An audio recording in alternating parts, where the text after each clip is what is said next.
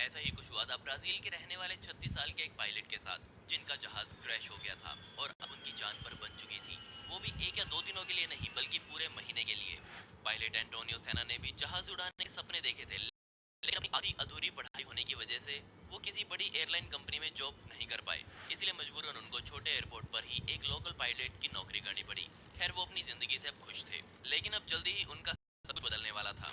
और ये हादसा तब हुआ जब एंटोनियो का जन्मदिन सिर्फ 2 दिन बाद था, यानी कि 28 जनवरी 2021 का वो दिन। हर रोज की तरह वो एयरपोर्ट पर आए और अपने प्लेन को चेक करके उन्होंने अमेज़न नदी के पास एलन गार्ड से उड़ान भरी। वहां से उड़कर उन्हें सीधा पास ही के शहर अल्मेरिम जाना था। उनके जहाज में जरूरी सामान लोडेड था, जिनको उन्हें जल्द से जल्द 150 किलोमीटर दूर पहुंचाना था। इस काम के लिए वो अपना सेस्ना 210 सीटर एयरक्राफ्ट का इस्तेमाल कर रहे थे। लेकिन अभी आधा रास्ता ही पार हुआ था कि उनको अपने जहाज के इंजन में दिक्कत महसूस हुई। कुछ ही देर में इंजन पूरी तरह से बंद हो गया और इसी पल से एंटोनियो की असल कहानी शुरू होती है। जैसे ही उनको इंजन की दिक्कत का पता लगा, उन्होंने उसे कई बार रीस्टार्ट करने की कोशिश करी।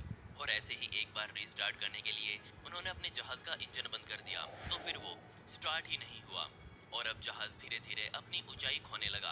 अब मजबूरन उनको अपने इस जहाज की कहीं पर इमरजेंसी लैंडिंग करवानी थी। हम सबको पता है कि एक पायलट को लाइसेंस तभी दिया जाता है जब उसे हर सिचुएशन से निपटना आ जाए, और एंटोनियो को भी ऐसे हालातों से निपटना सिखाया गया था। लेकिन दिक्कत यहाँ ये थी कि वो जहाज अमेज़न जंगलों के ऊपर उड़ा रहे थे और आसपास कहीं भी इतनी जगह नहीं थी कि वो अपना जहाज खड़ा कर सके। लैंड करवाना तो बहुत दूर की बात है। उनका जहाज अब धीरे धीरे जंगल की तरफ आता जा रहा था। इसी बीच एंटोनियो को यहाँ पर अपनी मौत भी साफ दिखाई दे रही थी और वो अपने अंतिम शब्द भगवान के नाम बोलने लगे।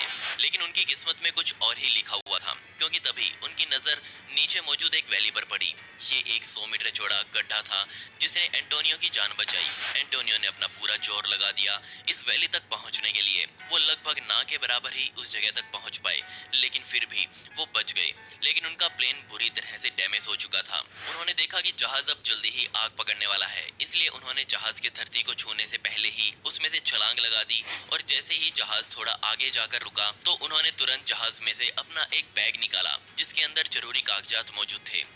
उसके अलावा जल्दी जल्दी में वो सिर्फ एक बड़े ब्रेड का टुकड़ा ही उस जहाज से निकाल पाए, और इतना करते ही जहाज ने तुरंत आग पकड़ ली। और अपनी आंखों के सामने ही जहाज को दहकता हुआ देखकर उन्हें बहुत रोना भी आ रहा था। खैर, उन्हें भी बहुत गहरी चोटें आई थी, क्योंकि अपने जहाज को जलता हुआ देख वो भी बेहोशी की हालत में चले गए। और जब वो वापस होश में आए, तो उनको महसूस हुआ कि असली खतरा तो अब उनके सामने आया है, क्योंकि वो बच तो गए थे, लेकिन कब तक। और अब उनके चारों तरफ सैकड़ों किलोमीटर तक फैला अमेज़न का घना गहरा जंगल मौजूद था। और एंटोनियो को इस बात का भी पता था कि कैसे ये जंगल हर साल पूरी दुनिया में हजारों लोगों की जान ले लेते हैं। ये सोचते हुए उन्होंने अपना वो ब्रेड खाना शुरू किया जो उन्होंने जहाज से निकाला था। और अब उनके सामने आगे क्या करना था, इसकी समस्या थी। समय निकलता जा रहा था और अब अंधेरा भी हो चुका था। और आप भी सोच सकते हैं कि घने जंगल के बीच पहली रात कैसी होती है। सबसे पहले उन्होंने आग का जुगाड़ किया, और वो भी उन कागजों से जो उनके बैग में मौजूद थे। उन्होंने बहुत सारी सर्वाइवल मूवीज देखी थी, लेकिन उन्होंने कभी ये नहीं सोचा था कि असल जिंदगी में उनको भी ये सब करना पड़ेगा। अमेज़न के जंगल बेहद भयानक हैं, और रात के शुरुआती घंटे तो इस डर में ही निकल जाते हैं कि कहीं कोई खूंखार जानवर आपके आसपास ना आ जाए।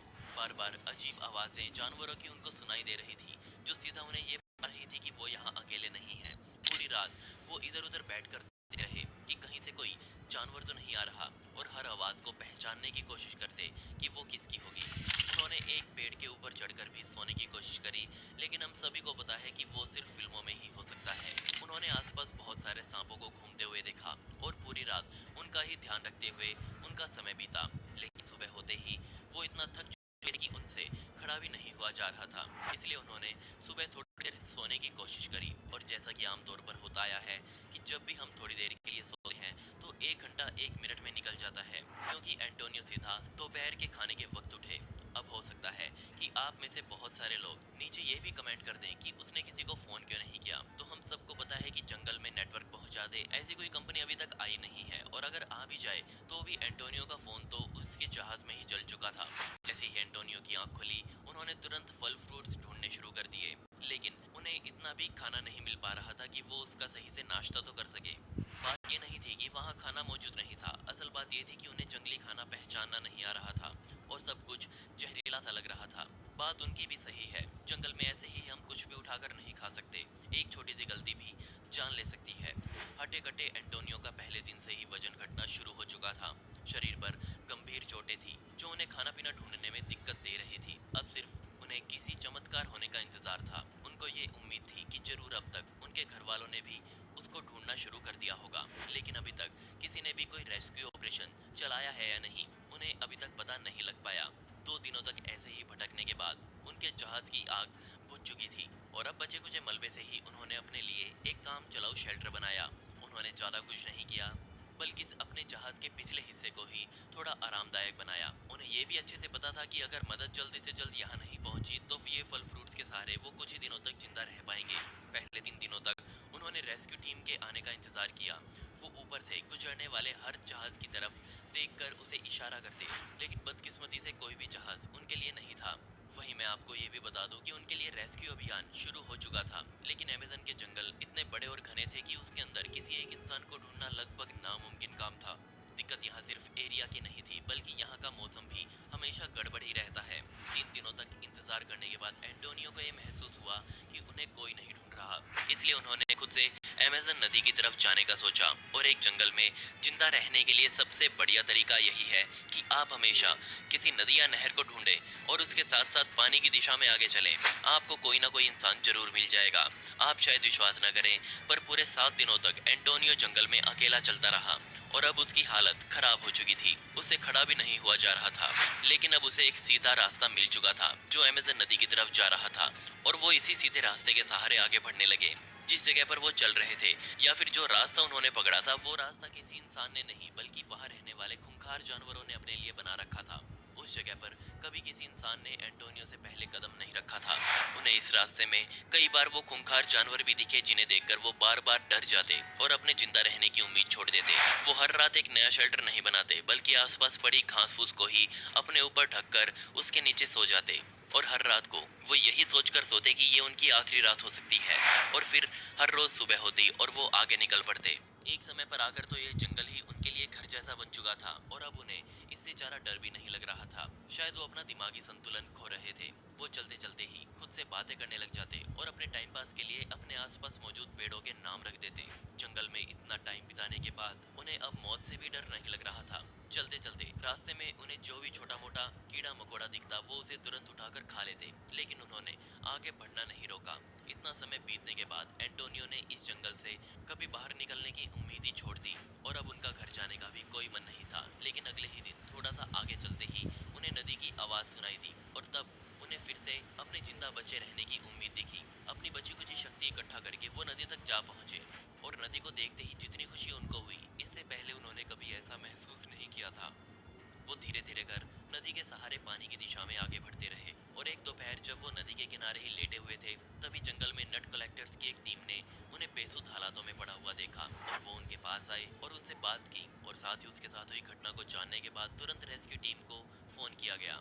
नट कलेक्टर्स ने कहा कि जब हमने इस आदमी को देखा तब हमें हमारी आंखों पर ही विश्वास नहीं हुआ। वो इतना कमजोर था कि उसकी हड्डियां तक बाहर आ चुकी थी। साथ ही उसके शरीर पर इतने घाव बन चुके थे कि उसका पूरा शरीर ही उनसे लाल हो चुका था। हर किसी ने यही कहा कि कोई कैसे इतने लंबे समय तक अमेज़न जैसे जानलेवा में बिना किसी सहायता और बिना खाने पीने के जिंदा रह सकता है। और यहाँ तो कदम कदम पर जहरीले सांप मौजूद हैं, अगर उनसे भी बच जाए तो पिता किसी भूखे भालू, लेपर्ड, टाइगर का शिकार जरूर हो जाएगा। लेकिन एंटोनियो इन सबको पार करके आगे पहुंचे। जल्दी ही नट कलेक्टर्स द्वारा मदद बुलाई गई और एंटोनियो को पास ही के एक हॉस्पिटल में भर्ती करवाया गया। उनके हालात बेहद खराब थे। डॉक्टर्स ने कहा कि ये इंसान अगर 2 दिन और ऐसी ही हालत में रहता तो निश्चित रूप से वो वहीं कहीं गिरकर बेहोश हो जाता और फिर कभी वापस नहीं आता। डॉक्टर्स के पास भी एंटोनियो बार बार बेहोशी की हालत में जा रहा था, लेकिन हॉस्पिटल में 1-2 दिन बिताने के बाद उसकी हालत में सुधार आया। और असली झटका उसे तब लगा जब उसने डॉक्टर से तत्कालीन डेट पूछी, तो ये पता चला कि जिस दिन एंटोनियो को ढूंढा गया था उस दिन 6 मार्च का दिन था, और लगभग असंभव रूप से इस लड़के ने पूरे 36 दिन अकेले इस जानलेवा जंगल में बिताए। ध्यान रहे कि उसके पास कोई खाना या फिर जिंदा रहने लायक कोई सामान मौजूद नहीं था। जब एंटोनियो पहली बार अपने घर वालों से मिले तो उनकी ये मीटिंग पूरी दुनिया के कई चैनल्स पर दिखाई गई। वहीं एंटोनियो के पिता ने कहा कि उन्होंने एंटोनियो को अमेज़न जंगलों में 2 हफ्तों तक ढूंढा और इतनी छानबीन करने के बाद रेस्क्यू टीम ने भी हमें बोल दिया कि अब तो एंटोनियो किसी भी हालत में जिंदा वापस आ ही नहीं सकता। लेकिन एंटोनियो की किस्मत में कुछ और ही लिखा था। एंटोनियो उस हादसे से अभी तक बाहर नहीं निकल पाया है और आज भी उस पर डॉक्टर्स की कड़ी नजर रहती है। उसे सुधार गृह में रखा गया क्योंकि उन 36 दिनों में एंटोनियो का 32 किलो वजन कम हो चुका था। एक हट्टा कट्टा बंदा माचिस की तीली जैसा बनकर जंगल से बाहर आया और अब वो